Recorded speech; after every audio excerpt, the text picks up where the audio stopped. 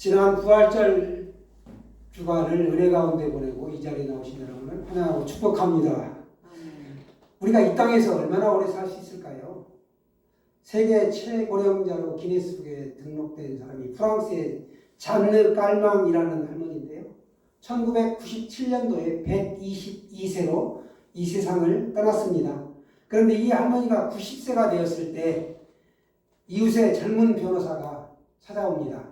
47살의 그 변호사가 할머니, 내가 지금부터 매달 50만 원씩을 드릴 테니까 할머니가 이 세상을 떠나게 되시면 사시던 집을 저에게 주세요 라고 제안을 합니다. 그래서 매달 생활비를 이제 50만 원씩 드립니다. 한 달이라고 2달, 6개월, 1년 그렇게 10년이라는 세월이 흘렀습니다. 할머니가 어느덧 100세가 됐죠. 그런데도 할머니가 돌아가시지를 않는 겁니다. 그렇게 가다가 30년째 되는, 그러니까 47살의 변호사가 77세가 됐죠. 77세가 됐을 때 할머니가 그때까지도 살아계셨다는 거예요. 이 변호사가 먼저 77세에 세상을 떠났습니다. 그리고 나서 할머니는 2년을 더 살다가 죽었죠. 그렇습니다. 우리 인간은 자신의 운명에 대해서 누구든지 장담할 수가 없다라는 것입니다. 최고의 재벌이나 권력자도 그 어떤 장군이나 종교 지도자도 죽음을 이길 수가 없다. 우리가 존경하는 조용기 목사님이나 또 한경지 목사님도 로마의 어떤 장군도 칭기스칸도 그와 같은 권력을 누렸음에도 불구하고 이 땅의 삶은 유한하다라는 것입니다. 이 죽음을 이기신 예수 그리스도, 무덤이 없다고 했죠. 세계 4대 성인으로 예수를 꼽는데 예수는 신이었습니다. 인간, 완전한 인간이자 완전한 신이죠.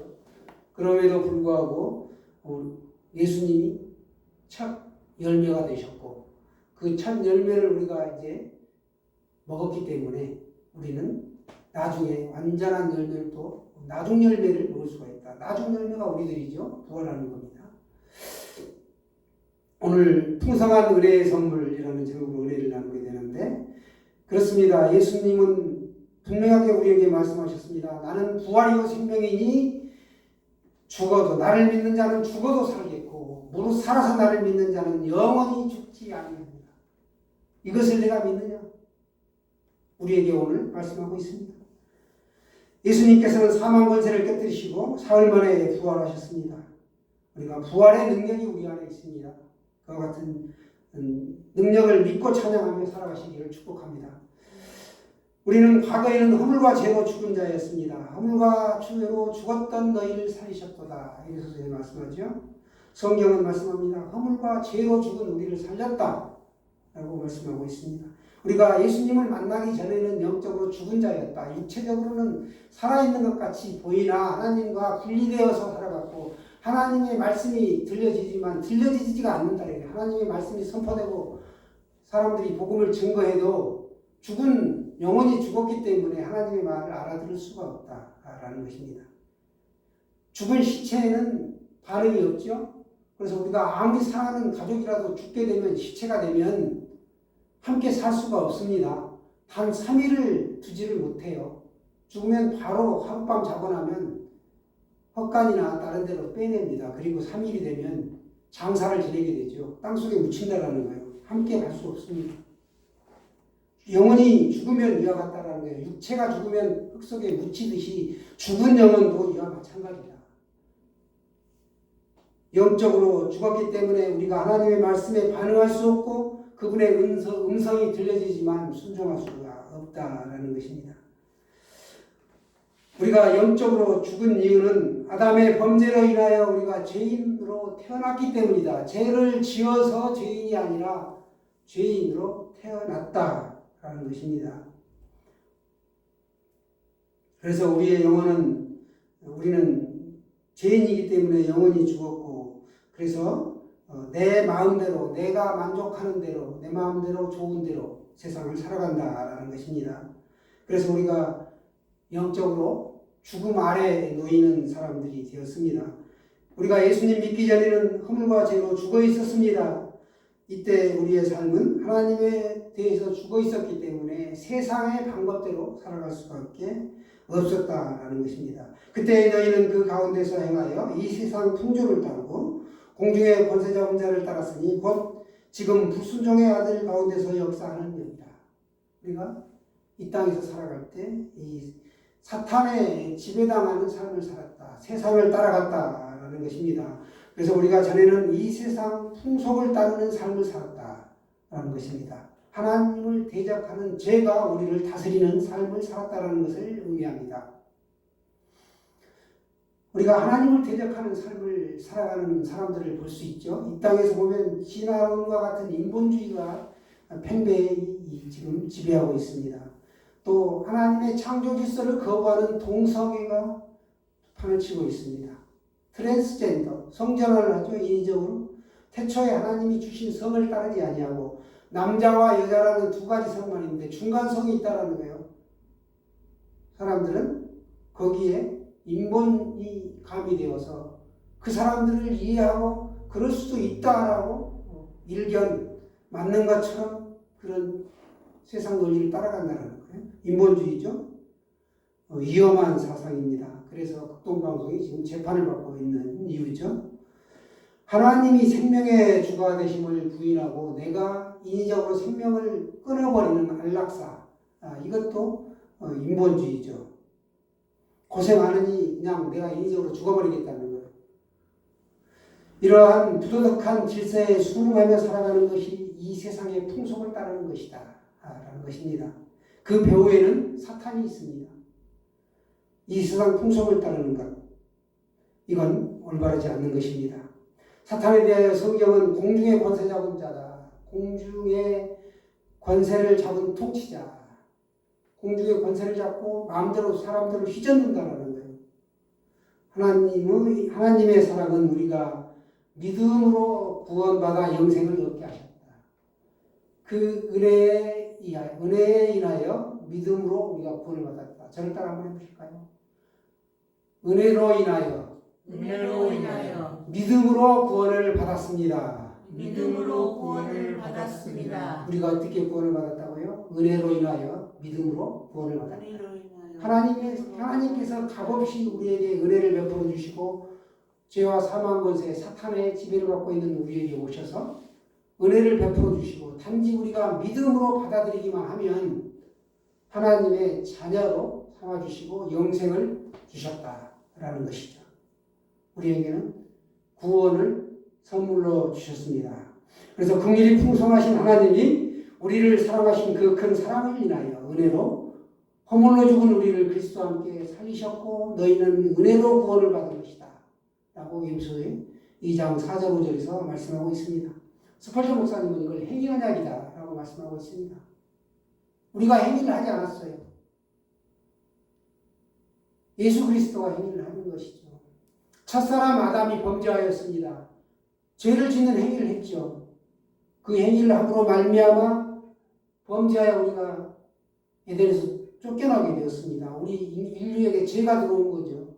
죄의 몫은 죄의 대가는 100% 사망인데 하나님이 우리를 사랑하셔서 예수 그리스도를 이 땅에 보내주셨고 예수 그리스도가 인류의 죄를 대신하여 내 죄를 대신하여 십자가에 달려 돌아가신 것 십자가를 지신 그 행위 언약 행위를 했다는 거예요. 그 행위로 우리가 죄 용서함을 받았다. 이게 행위 언약입니다. 은혜로 인하여 이 사실을 믿음으로 우리는 구원을 받았습니다. 믿습니까? 아멘. 네. 하나님께서는 우리의 절망적인 형편을 아시고 우리가 죄로 인하여 하나님의 진노 아래서 영원한 멸망 아래 멸망의 길로 가게 되는 걸 더 이상 두고 볼 수가 없었습니다. 그래서 자비를 베푸셨고 예수 그리스도를 이 땅에 보내주셨습니다. 하나님께서는 우리를 더 이상 그 죄악된 세상에서 살아갈 수 있도록 놔두시지 않으시고 예수 그리스도의 지배를 받는 즉 사망 권세의 지배를 받지 않고 예수님의 말씀을 따라서 살아갈 수 있도록 우리를 이끌어 주셨습니다. 우리는 전적으로 타락한 사람들입니다. 그러나 은혜가 우리에게 임했고 더 이상 공중것에 잡은 사탄의 지배받지 아니하고 예수 그리스도를 따라 살아갈 수 있도록 은혜를 베풀어 주셨습니다. 즉 죄로부터 우리가 살아날 수 있도록 우리에게 생명을 주셨다라는 겁니다. 죽은 자에게 필요한 게 생명이죠. 사망 권세를 깨치고 우리가 살 수 있도록 우리에게 생명을 주셨다라는 것입니다. 우리는 이제 부활하게 될 것입니다. 우리가 이 땅에 살다가 죽으면 육신은 잠깐 땅에 묻히나 영혼은 하늘나라를 가게 되고 예수님이 이 땅에 다시 재림하시게 되면 그 죽은 육체가 신령한 몸으로 부활하게 된다라는 것이죠. 하나님께서는 죽었던 우리에게 참된 생명인 영생을 주시고 살리셨습니다. 전에는 우리가 하나님의 생명이 있었다가 죽어 있었지만 이제는 생명을 받아 그리스도와 함께 영원히 살아갈 자가 되게 하셨습니다. 우리는 이 땅에 살아갈 때 하나님과 교제하게 하셨고 하나님의 말씀이 진리라는 것을 믿고 살아갑니다. 성령께서는 우리를 진리 가운데 인도하실 뿐만 아니라 죄를 깨닫게 하시고 회개하게 하셨다라는 것입니다. 그리고 우리가 주 안에서 교회에 속하여 함께 예배하는 기쁨을 누리게 하셨습니다. 더욱 놀라운 것은 우리는 예수 그리스도 안에서 하나의 지체가 되었다. 서로 우리가 합력하여 선을 이룰 수 있는 지체가 되었다라는 것입니다. 예수 안에서 우리가 함께 하늘의 영혼은 앉아있게 되셨다. 하나님의 능력은 예수 그리스도를 죽은 자 가운데서 살리셨고 하늘로 올리시고 하나님 보좌 우편에 앉아 계셨다. 또 하나님의 사랑은 우리를 죄인에서 구원하실 뿐만 아니라 영원한 천국에 거하도록 사랑으로 우리를 인도하셨다라는 것이죠. 하나님이 거하시는 처소에 우리를 인도하시는 이유가 있다. 그게 뭔가? 우리를 하나님의 아들로, 양아들로 입양하셨기 때문에 그렇다라는 것입니다. 하나님께서 우리를 구원하시는 길에도 하나님의 사랑이 나타났습니다. 그것이 바로 우리의 구원은 행위로 얻어지는 것이 아니라 우리가 믿음으로 말미암아 선물로 거저받았다라는 것입니다. 너희는 그 은혜를 인하여 믿음으로 말미암아 구원을 받았다. 이것은 너희에게서 난 것이 아니요 하나님의 선물이다 라고 성경은 누누이 강조합니다. 2장 8절 9절이죠. 우리가 구원을 얻은 것은 하나님의 은혜로 된 것이다. 우리가 예수 믿고 신앙생활하면 은혜가 있어야 되고 그 은혜 가운데서 우리가 구원의 확신을 가지고 이 땅에서 천국 같은 삶을 살 수 있게 되는 것이죠. 이 은혜가 선물이라는 거예요. 선물로 주어진 게 그 은혜로 인하여 믿음으로 우리가 구원을 받았다. 오늘 그겁니다. 이게 풍성한 은혜가 우리에게 주어졌습니다. 우리가 어떤 행위나 노력을 한 것이 아니다. 우리가 행위나 노력으로 해서 얻을 육체가 이 땅에는 결코 없다. 단 한 명도 없다.